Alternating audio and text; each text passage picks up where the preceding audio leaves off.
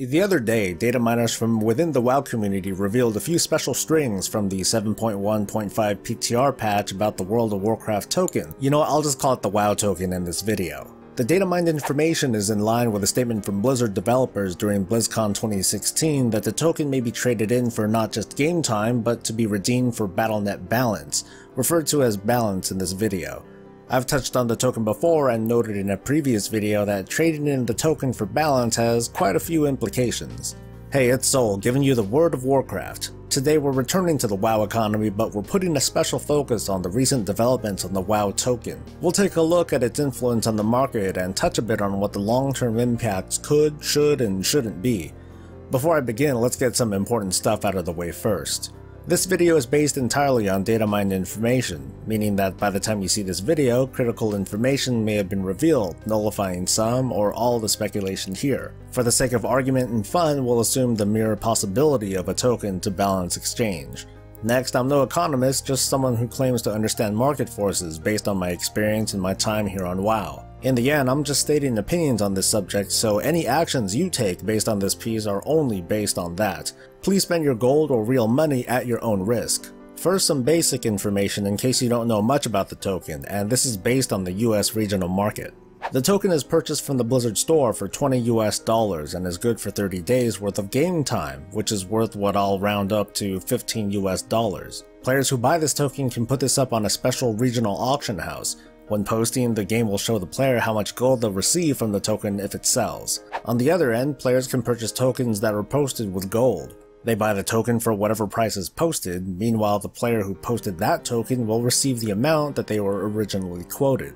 This is a guarantee of safety for token sellers. It'd be a real bummer if we posted a token for, say, 50 grand and we only receive 40 grand after it's sold. The drawback lies in that gold is artificially created as a result, but that's a side effect that's gone with little complaint. According to the data mined information, after using a token after it's gone through its paces, we'll give you two options. Redeem the token for game time, or receive a credit towards our BattleNet balance. BattleNet balance is basically real-world cash locked into the Blizzard ecosystem. Think of it like a store gift card for GameStop or Amazon. The maximum balance your BattleNet account can hold is $350 US. This is a big assumption to make, but let's pretend that redeeming the token will get us 15 bucks. I wouldn't put it past Blizzard to double dip into profiting off token redemptions by giving less credit back. In fact, I'm counting on it. But for the sake of this piece, let's go with a token to balance ratio of 1:1. This translates into 20 bucks turning into 15 bucks. Balance is used for many things, including WoW character services, pets and mounts, and all other Blizzard transactions that use the credit, including other Blizzard games. Back to WoW though, the availability of the token alone has allowed players with vast stockpiles of gold to essentially play WoW at no real money cost, and without the support of the grey market as it was prior. These players are thus empowered by their wealth at a value of 15 bucks a month per WoW account. If tokens can become redeemable for balance, the value of the wealthy players skyrockets to what is quite literally their in-game wealth, income, and assets. Never mind just not paying for WoW, these players now have access to the Blizzard catalog of games and services. They can create and maintain multiple accounts. They can move their characters and guilds to other realms, change their name and faction. They can prop up an Overwatch account with access to loot boxes, or beef up their Hearthstone decks. All of this and more is possible as long as the player has enough gold and tokens are worth buying with said gold. Which brings me to the WoW token market. The token is one of the more interesting indicators of how WoW thrives in different regions, since the token is set to an entire region's worth of realms and not just a select few. It's been explained that the token follows basic rules of supply and demand, except during the launch of the token, when Blizzard dictated its initial price. I'm speculating here, but it could be that Blizzard decided the starting price based on the following: median wealth of the active players at the time, how much total gold is being held by these players, and how the subscription price is translated in different regions. Remember that Europe and the Americas are continents, not just countries. There are large economic disparities in demographics when comparing all nations. At the time, not all countries participated in the subscription model at all. That means China. This at least partially explains why some regions had a higher starting price than others, but post-token launch, prices have shifted over time.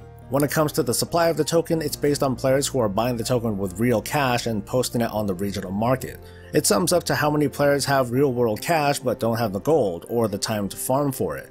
Time is money. We can go on and on over the motivations behind players buying gold, or their inability to amass large amounts of gold themselves. The fact of the matter is that these players exist. When it comes to the demand of the token, it's based on players who are willing to buy a token with their gold on hand. It's an interesting wrench thrown into the normal day-to-day of a player. Along with their active routine, there's the thought of wanting or needing to earn enough gold to purchase that month's token. $15 is $15, but for the average adult player, it's a small price to pay compared to the work normally needed to obtain the necessary gold for a token. Players are naturally motivated to spend their gold on a token, but only when it's worth their time. Time is money, after all. But out there are the whales of WoW, who have millions of gold but have too little to spend it on. On top of their considerable wealth may be an income stream to match.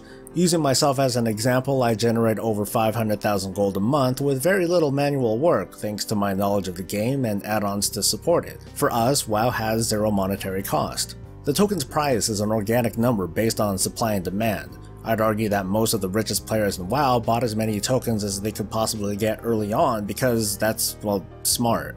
Thus, the later shifts in the price of the token isn't directly influenced by the extremely wealthy, but by players who buy and sell the token daily. It's one of many reasons why the prices fluctuate constantly, but thanks to Blizzard imposing limits to how much the price can spike and dip, it's never so bad that the players wait for the best hour in the day to make a purchase or a sale. Instead, players speculate on the big shifts in the game, such as a patch or an expansion launch, a promotion that brings new or returning players, or in this case, the anticipation of trading the token for balance. What makes this circumstance special is that the landscape of the token market is at the edge of a big and probably permanent change. Blizzard is opening up the viability of the token beyond a monthly subscription and towards services, digital goods, and microtransactions that can be bought perpetually. Current supply and demand theory will need to be rethought from the ground up, but one thing that hasn't changed is that WoW, and WoW Gold specifically, is at the center of it. It's hard to get into the specific impacts that this new change will make into WoW, but one thing certain is that there will be a sharp increase in the amount of gold circulating in the active market, and here's why. Many of WoW's richest players didn't have much to spend gold on. You can only buy so many months of WoW per account, and then what? If token exchanging becomes available, other games and services give many more reasons to spend that gold rather than just let it collect dust. Some who are already anticipating this are already buying up tokens, thus raising the average price of the token in all regions. So why is it going up? The demand is going up, but where's the supply? While we're still only a few months into the Legion expansion, there are still big shifts in wealth distribution thanks to the supply and demand impacts of the consumables market, which mostly supports higher-end PvE content. Using that as the primary example, it's easy enough for a player to equate their time farming for herbs and selling related consumables with the cost of a single WoW token. In other words, with the price of materials as it is now, for some players it's not worth buying gold compared to working for it. Time is money, and right now the time spent farming is worth more than exchanging a token for these players. This is one reason why the timing of making the token tradable for Battle.net balance is questionable. I'm speculating that we're in a period of large wealth distribution, mostly coming from players who generated large amounts of gold during the Warlords of Draenor Garrison days. But another is going to happen, involving the biggest whales of WoW who command tens of millions of gold, even after spending it on materials now. They'll finally re-enter the market, motivated by the allure of services, games, and microtransactions at no cost to them. Their influence can possibly drive the token market the moment the token balance exchange is officially announced, leading to massive increases in the value of the token and an unpredictable amount of inflation thanks to the sudden injection of gold. Of course, this will be offset by players who are seeing the increased value of the token and will pony up the real-world cash for some in-game gold. The market will soon settle on a higher plateau that is the new average token price. It comes down to just how much gold WoW's wealthiest players are willing to throw down and what their long-term goals are. This can cause random economic shifts to realms who happen to have a disproportionate population of players who either buy or sell tokens. Just because the token is designed to exchange gold between players doesn't mean that these players will be on the same realm. This already exists under the current system, but it could be more drastic in case the price of tokens is greatly inflated. Another negatively affected segment lies with the old instance runners, players who farm older instances for vendor loot and gold. Apart from rare, bind and equipped gear that can be sold to players, this sort of farming isn't subject to upswings or downturns in growth. In other words, farming older instances, while it's not an uncommon practice, is fixed income when it comes to striving to make enough for a token. An inflated token makes for an indirect nerf to dungeon farming, which has already been talked about and is bound to be brought up again. The following is one possible scenario based on the upcoming token for balance system. I'm giving a word of warning here. It's extreme and borderline unrealistic. Call it fear-mongering or hyperbole. It probably can't get this bad because I'd like to think Blizzard has thought of this and can catch and take action on this kind of behavior, which probably occurs now anyway, but here we go. I'm one person. I sell glyphs and generate, say 500,000 gold a month. It's been more than that, but let's go with a nice round number like this. At the time of this recording, with a token costing about 60 grand, that means I can buy 8 WoW tokens a month, or $120 worth of Battle.net balance. Well, 1 token's for me, so after rounding down, that's, I guess, $100 worth of Battle.net balance. That's nice, but not enough to fire my boss, so let's try to grow that number. Let's make a few characters and load them up with at least a stock of every glyph I can make, and let's transfer them off to other realms altogether. Thanks to handy dandy auction add-ons, I can easily switch from one character to another and post auctions within a few minutes. I might not have the time to be one of those extremely diligent undercutters, but I'm sure I'll make more than half the profit I get from my primary character in 1 month, because I'll always sell for a profit. If my mules run out of glyphs, I'll send another to resupply them. It's not like I'm spending any actual cash anyway. This method of creating multiple income streams is something I can sort of do now. I'm just not motivated enough because it's just gold. What's a few million gold other than the one-time purchase of a spider and some mythic raid carries? I make that fast enough that it's not a priority for me to care.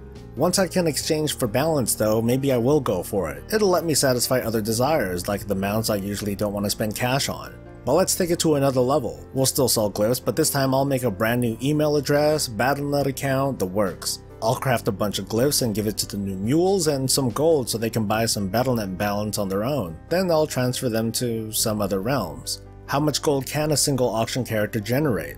I took a snapshot of current market data against the full stock of glyphs, and at least on my realm, it can potentially generate 1.7 million gold in profit, or $450 in balance, and this is without picking and choosing the most valuable glyphs. It could be more or less than that depending on the inevitable change in the token price, but the inflation can go up to match, meaning I'll have to buy some games to lower the balance and make room for more, maybe some loot boxes too. It might be possible we'll see Battle.net accounts on the grey market, maybe ones with a full Battle.net balance, or with every Blizzard game purchased, ones with hundreds of unopened loot boxes or card packs, or with a WoW account with boosted characters and all cash shop cosmetics unlocked. Yay. To conclude, it's my opinion that the token balance exchange is good in the long run, as long as Blizzard takes care to respond to feedback on the economic impacts and addresses them on a case-by-case basis, like adjusting the gold from instance loot and the supply-demand dynamics of consumables, and of course to avoid extreme situations of abuse from the grey market players. However, I'm anxious about the timing of launching this feature. Personal opinion, I think it's too soon. The feature is bound to cause a big spike in the circulation of gold, and for it to happen in the middle of the inflation period going on could have strange effects on the market. Share your thoughts, and stay breezy.